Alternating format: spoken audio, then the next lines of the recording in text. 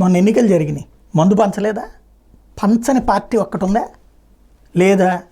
పార్టీల కార్యకలాపాల పార్టీ ఆఫీసులో తాగలేదా? పార్టీ విడిగా కూర్చుని తాగలేదా? లేదు ఇవాళ బార్లు వైన్ షాపుల దగ్గర తాగట్లేదా? లేదా ఓ నలుగురు కూర్చుని ఇళ్లలో తాగట్లేదా?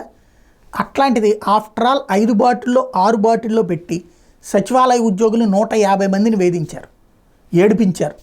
కరెక్ట్ అయినటువంటి పద్ధతేనా? వెంకట్రామరెడ్డి వైఎస్ఆర్ కాంగ్రెస్ పార్టీ అభిమాని ఉంటాడు, మరి వాళ్ళ పోటీ పడుతున్న మిగతా వాళ్ళు తెలుగుదేశం అభిమానులు కూడా అయి ఉంటారు కదా. ఉద్యోగులు ఉద్యోగుల్లా కాకుండా ఉద్యోగులు రాజకీయ నాయకుల్లా వ్యవహరిస్తున్నారు అంటే సరే, వాళ్ళు ఎన్నికల కోసం నిర్వహిస్తున్నారంటే ఒక అర్థం ఉంది. కానీ అది విశృంఖల దశ. చివరికి చట్టాన్ని వాడటమా, అరెస్టులు చేయించడమా, రైడింగులు చేయించడమా? ఇదేదో ఏ వ్యభిచారం మీదనో రైడింగ్ చేశారు, ఏ ప్యాకెట్ మీదనో రైడింగ్ చేశారంటే ఒక అర్థం ఉంది. పోనీ ఏ డ్రగ్స్ మీదనో రైడ్ చేశారంటే ఒక అర్థం ఉంది.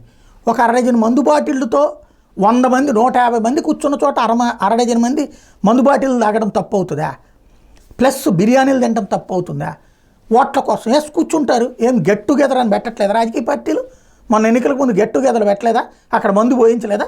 మందు తాగించలేదా? అప్పుడు లేని నేరం ఇప్పుడు ఎందుకు వస్తుంది? ఇది ఎక్కడ దుర్మార్గమైనటువంటి అంశం? జెన్యూన్ కాదా అన్నటువంటిది తాగేవాడికి తెలియాలా, ఓటేసేవాడికి తెలియాలా. కానీ ఒక కొత్త సంప్రదాయానికి తెరదీశారు. చివరికి మన జుట్టు మనమే తీసుకెళ్ళి రాజకీయ నాయకుల చేతుల్లో పెడుతున్నాం. ఇప్పటికే పోలీస్ వ్యవస్థ ఆ స్టేజ్కి వచ్చేసింది. అలాగే రెవెన్యూ యంత్రాంగం, టోటల్గా ప్రభుత్వ ఉద్యోగుల జుట్టంతా తీసుకెళ్ళి ఇప్పటికే ఇచ్చారు. ఇప్పటికి కాస్తో కోస్తో మిగిలింది సచివాలయ ఉద్యోగులు కనుకుంటే వీళ్ళ జుట్టు కూడా తీసుకెళ్ళి చివరికి ప్రభుత్వాల చేతిలోకి అప్పచెప్పుకుంటున్నారు.